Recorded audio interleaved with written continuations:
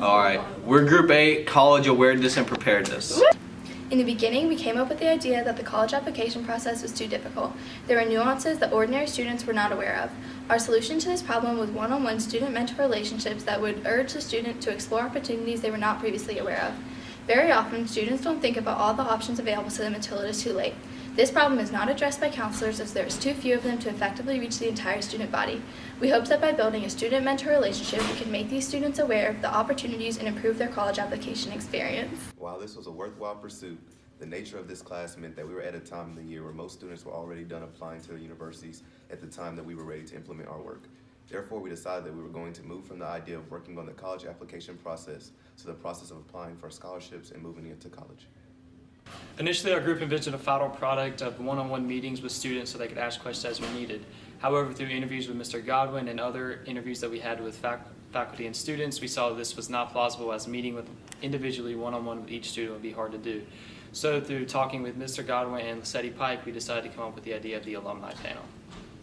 While I was a high school student applying to colleges, I faced obstacles that I could have overcome easier if I had a resource who could give me tips about the college application process, the scholarship process, and the college experience. I realized that other students at my school must also face this problem. When we needed to start reaching out to local high schools for this project, I reached out to my alma mater.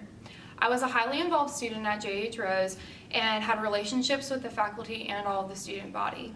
So I reached out to my counselor, Martha Dudley, to discuss the idea of a panel.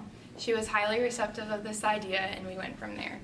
I think it gives them a good idea of, I think they, with us, it's how do I get in? How do I do my financial aid? There's not those questions. That's why I was excited about it. We talk about this all the time because,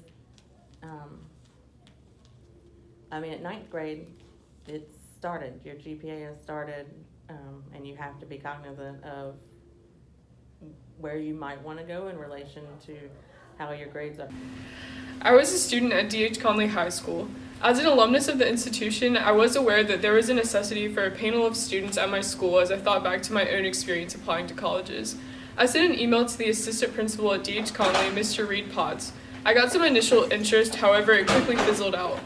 I tried to rekindle that interest in multiple follow-up emails and phone calls to his office, but they were inadequately answered.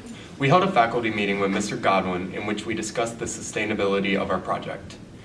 We discussed multiple methods in which how we could sustain our project after we were not actively working upon it anymore.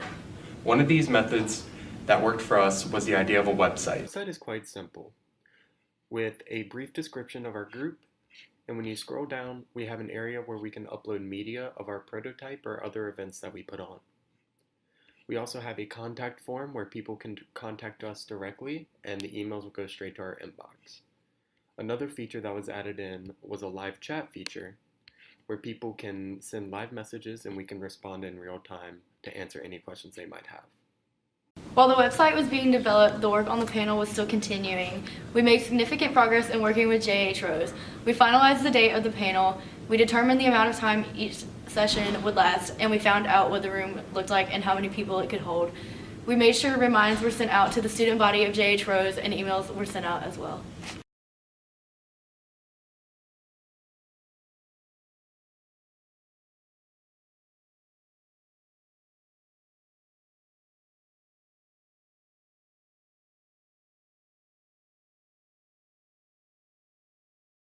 College can kind of be what you make it, and it starts in high school. Like, I took a lot of college classes at Pitt. I'm also from Greenville, so I can kind of speak to the fact that some of you guys may not be as interested in ECU because you're from Greenville, but I can definitely speak to the fact that ECU is an entirely different atmosphere than being just a resident of Greenville in general.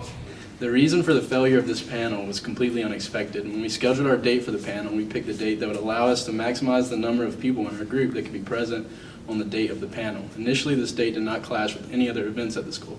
However, inclement weather a week prior to our panel resulted in the Special Olympics that are held at that school to be postponed for 1 week. Coincidentally, the exact same date of our panel.